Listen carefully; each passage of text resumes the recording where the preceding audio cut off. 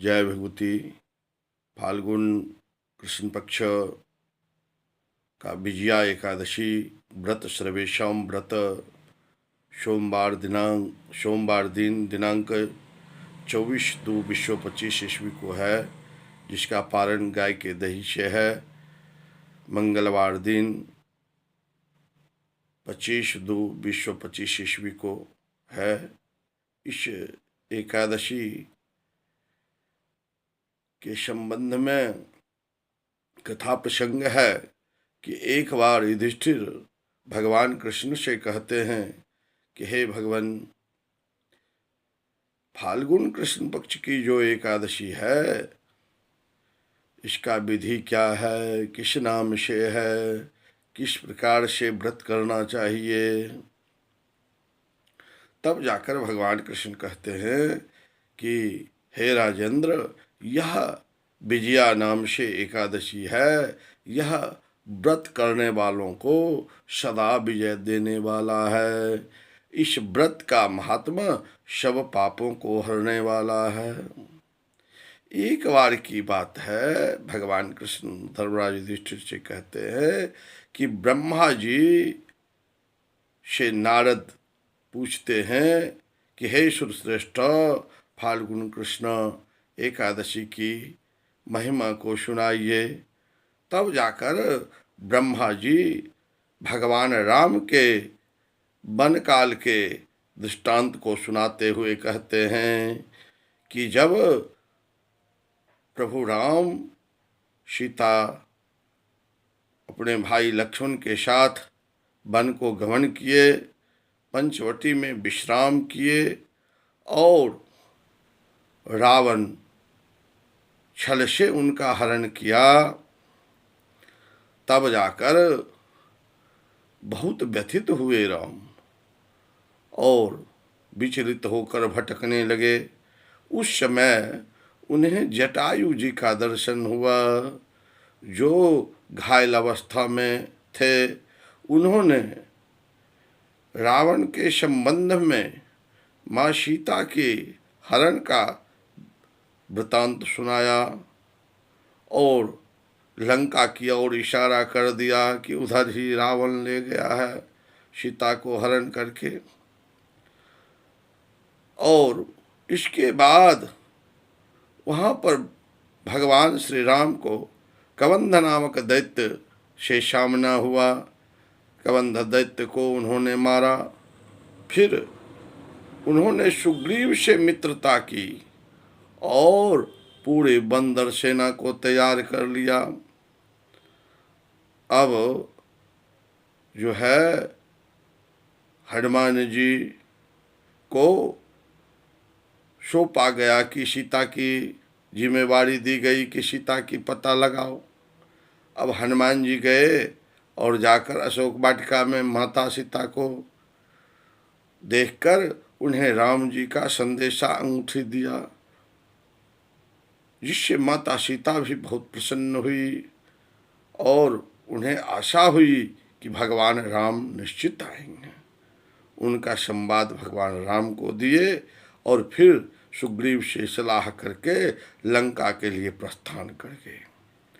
जब समुद्र किनारे आते हैं तो भगवान राम समुद्र की बड़ी सी गहराई, लंबाई, चौड़ाई को देखकर विस्फारित आंखों से देखते रह गए कि इसमें अनेकों जलीय जीव, बड़े बड़े मगरमच्छ, बड़े बड़े मछली हैं और इसका गहराई का कोई अता पता नहीं है, लंबाई चौड़ाई का कोई अता पता नहीं है। अब इसको कैसे पार किया जाए। तब जाकर लक्ष्मण से भगवान राम कहते हैं कि हे सौमित्र, इस समुद्र को किस पुण्य से पार किया जाए। तब जाकर लक्ष्मण कहते हैं कि हे पुराण पुरुषोत्तम, आप तो आदि देव हैं।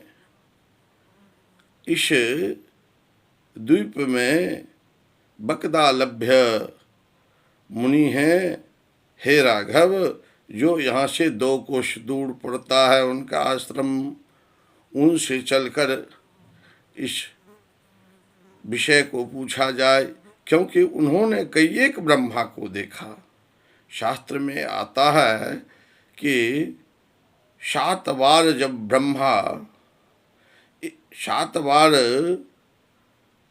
संपूर्ण चराचर नष्ट हो जाए तो ब्रह्मा की एक बार जो है पूरा कार्यकाल समाप्त हो जाता है।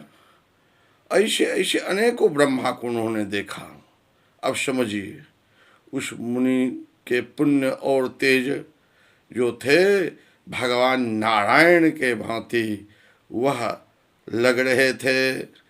और जब उन्होंने उनको साष्टांग दंडवत प्रणाम किया राम जी ने, तो उन्हें तो महसूस पहले से ही था, मालूम था कि ये स्वयं नारायण हैं, यह मानव लीला कर रहे हैं किसी कार्यवश। तब उन्होंने पूछा कि कहाँ आए हो। भगवान राम ने सारे वृतांत को उनसे सुनाया। तब जाकर वह उनसे सलाह देते हैं कि आप ऐसा कीजिए, जो फाल्गुन कृष्ण पक्ष की जो एकादशी है, वह विजया नाम से जो एकादशी है, उसमें 10वीं दिन आप सोने का, चांदी का, तांबे का या मिट्टी का कलश लेकर सप्तधान्य पर स्थापित करें, पंच पल्लव डालें और उसके ऊपर किसी शकोड़े में जौ डालें, फिर उस पर नारियल डालें, फिर उस पर नारायण की मूर्ति स्थापित करें और एकादशी दिन जाकर उनका पूजन करें। किसी तट पर जाकर, वह गंगा की तट हो, यमुना की तट हो या नदी का तट हो, और रात्रि जागरण करें। फिर अगले दिन उनका पूजन करके विधि पूर्वक ब्राह्मण को, जो योग्य ब्राह्मण हों, उन्हें जिन्हें वेद वेदांग का ज्ञान हो, उन्हें प्रसन्नता के लिए प्रदान करके और उनसे आशीर्वाद लें। ऐसा करने से निश्चित ही आपको विजय होगा। भगवान राम ने बकदालभ्य के जो हैं मुनि के वचन के अनुसार ही इस व्रत को धारण किया।